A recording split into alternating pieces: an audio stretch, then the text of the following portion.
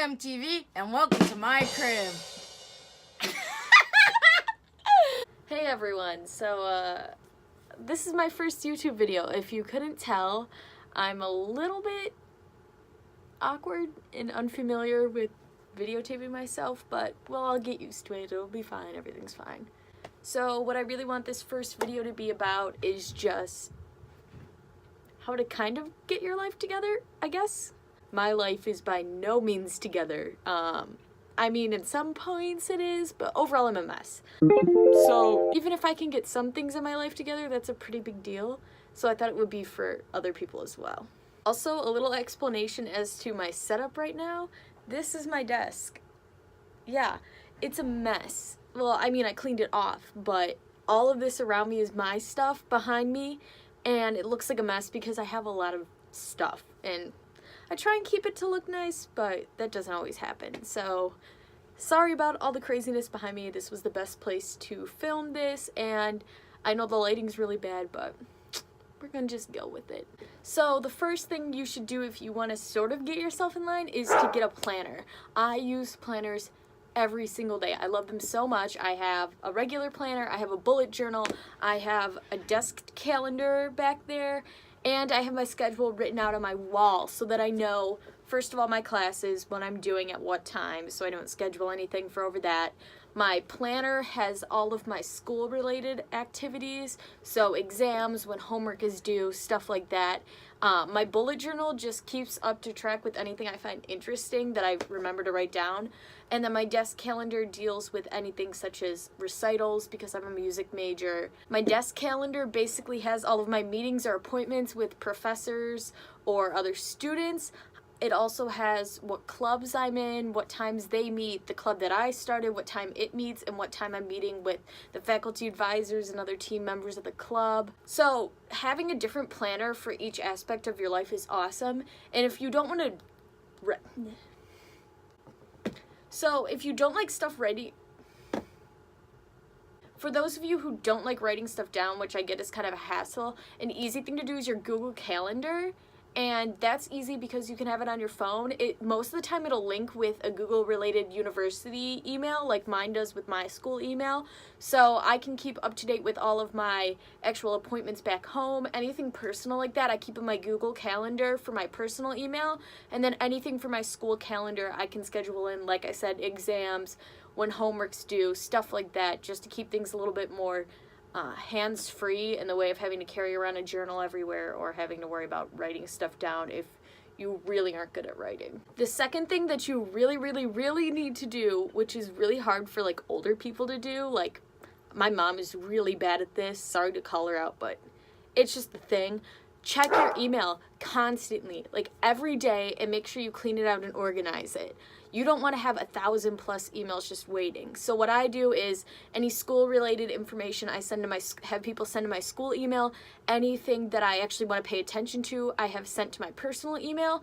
And any junk mail, like any sort of subscription, or anytime I give a store my email, I give them an email that haven't used since like 5th grade. So that one does pile up, but that's not as bad because I don't look at it every day. Ones that you're going to look at every day, you need to have organized, or else you're just going to see that notification and it's going to freak you out. Or at least if it doesn't freak you out, it's going to freak somebody out, one of your friends that's like me and cannot stand the red notifications. So something I do is I separate my emails into categories and put them into the little folders on the side. So I have one for all my different classes. I have one for certain emails about band that I get from here at school, emails about different clubs I'm in, from residential life. I have one just for my hall. We have a special guest. Emily, how do you stay organized? I don't. Don't listen to Emily. You help me stay organized, that's about it. Get yourself a Claire. Yeah.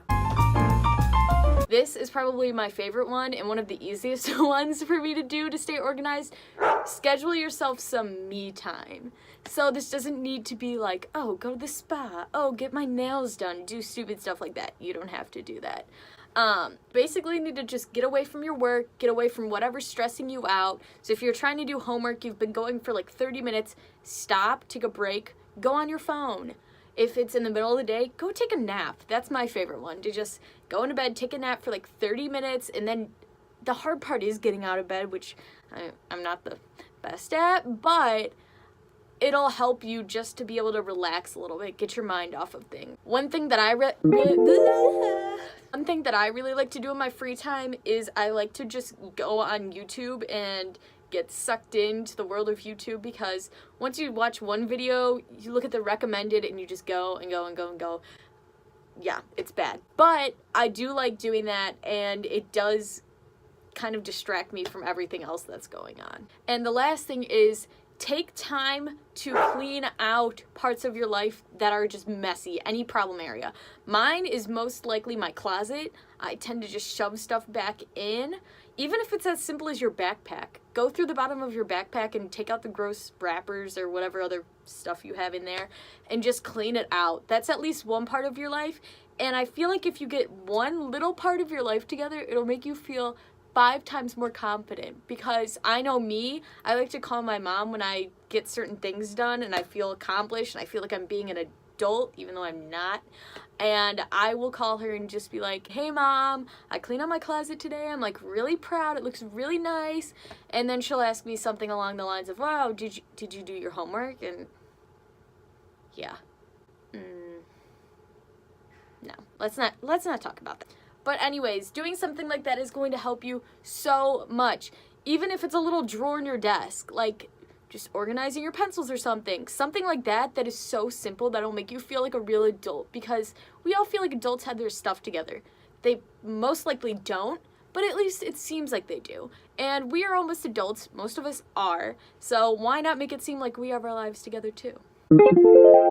And one of the last things I'm going to talk about is just doing things right as you get them. So whether it's a paper that you have to write that's due in a month, try and at least work a little bit on it so that you feel a little bit more accomplished, a little bit more ahead of the game going into everything. You'll feel 10 times better just by even writing 2 sentences.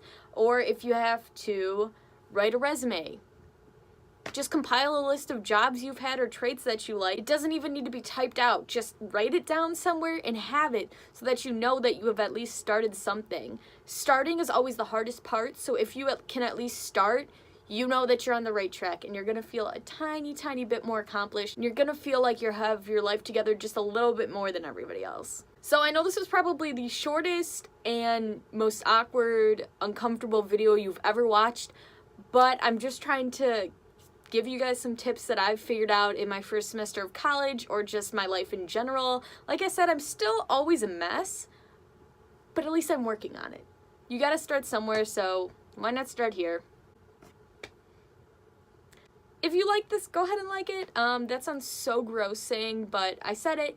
Comment if you liked this or what other videos you guys want me to make. I'll try and make some more relevant to everybody. I'll also talk a little bit about myself as we get more in depth with the channel. Make sure to subscribe, which sounds even more disgusting, but that's fine.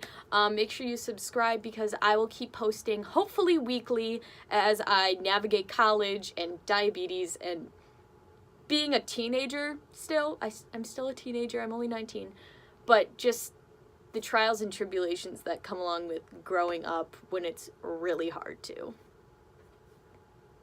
Alright, that's it.